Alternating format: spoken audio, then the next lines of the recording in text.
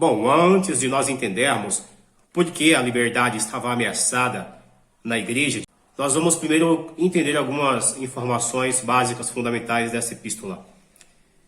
Primeiro que o seu destinatário ou os seus destinatários, eles são basicamente a igreja ou das igrejas. É bom agora a gente entender essa parte, porque em Gálatas 1:2 diz que Paulo ele está endereçando, se referindo às igrejas na Galácia.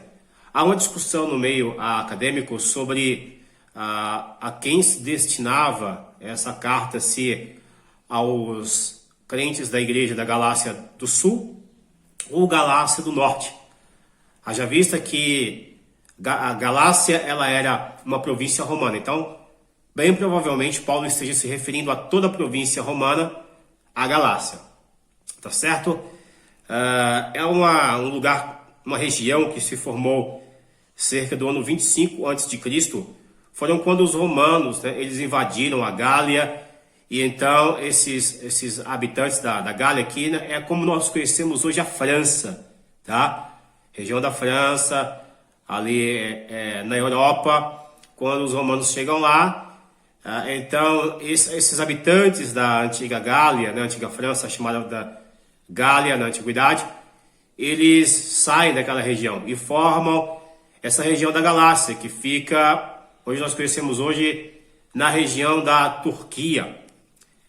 Paulo tinha visitado regiões do sul durante a sua primeira viagem missionária. Ali ele fundou igrejas de Antioquia, Ilíria, de Lístra, de Derbe. Mas também é possível que Paulo esteja falando sobre o sentido geográfico da Galácia.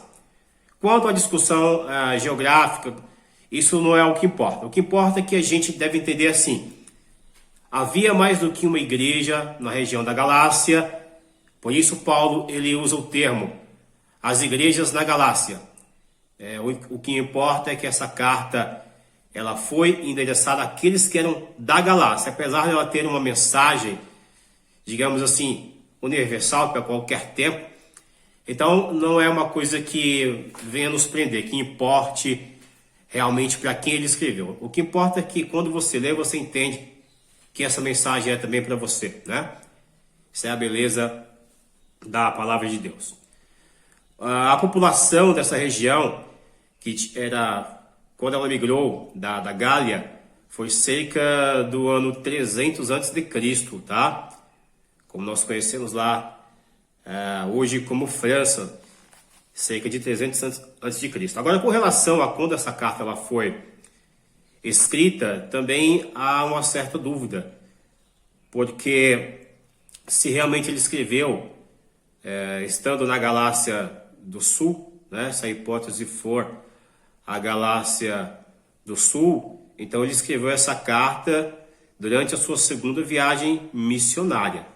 Ela seria uma carta aí, vamos lá, cerca de 7 anos mais antiga do que a carta escrita aos Romanos.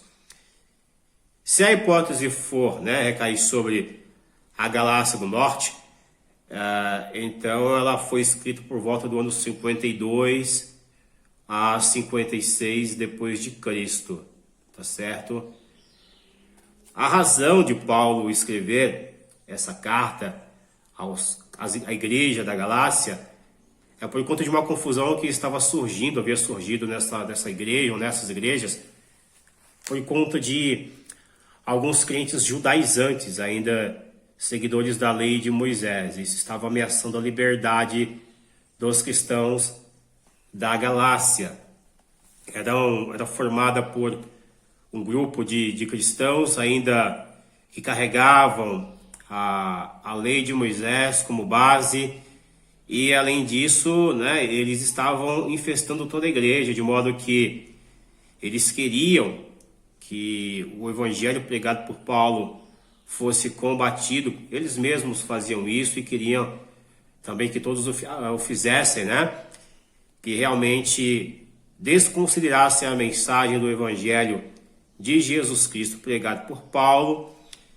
Eles queriam que os crentes daquela igreja fossem circuncidados e seguissem todos os ritos da lei mosaica. Porém, Paulo, ao escrever essa carta, é justamente com o intuito de combater isso que estava fazendo da igreja da Galácia, ou das igrejas da Galácia, simplesmente mais uma das seitas do judaísmo, como era fariseus, como eram os saduceus e até mesmo os essênios, apenas mais uma seita, não é? Bom, então esse é o motivo de Paulo. Um dos motivos de Paulo era justamente impedir essa propaganda judaica que estava sendo um grande perigo para a vida cristã, tirando a liberdade que Cristo deu, né? Cristo que nos libertou da lei. E também defender a sua autoridade apostólica, porque a sua autoridade apostólica estava posta em xeque, uma vez que, pelo fato de ele não ter andado com Jesus quando Cristo estava aqui na terra, então se dizia que Paulo estava baseando a sua autoridade através de uma carona, vamos dizer assim, né? Pegando a carona na autoridade dos apóstolos que andaram com Cristo. Tá? Bom, algumas coisas fundamentais nessa carta também é a gente prestar atenção no que diz aqui no capítulo 5, versículo 6. Veja só. Porque em Cristo Jesus nem a circuncisão nem a incircuncisão valem coisa alguma, mas sim a fé que opera pelo amor. Gálatas 5, versículo 6. Isso é uma mensagem direta ao coração dos Gálatas, né? Porque está demonstrando justamente que em Cristo Jesus não valem ritos mosaicos como a circuncisão, como todos aqueles ritos judaicos, aquilo ficou para trás. E é justamente isso que Paulo está combatendo com a sua carta. É bem verdade que ele faz isso com muita sabedoria, não faz isso com raiva, não é? Apesar de a gente ver Paulo, né? Nós lemos Paulo chamando os Gálatas de insensatos, mas isso, o que é ser insensato, não é?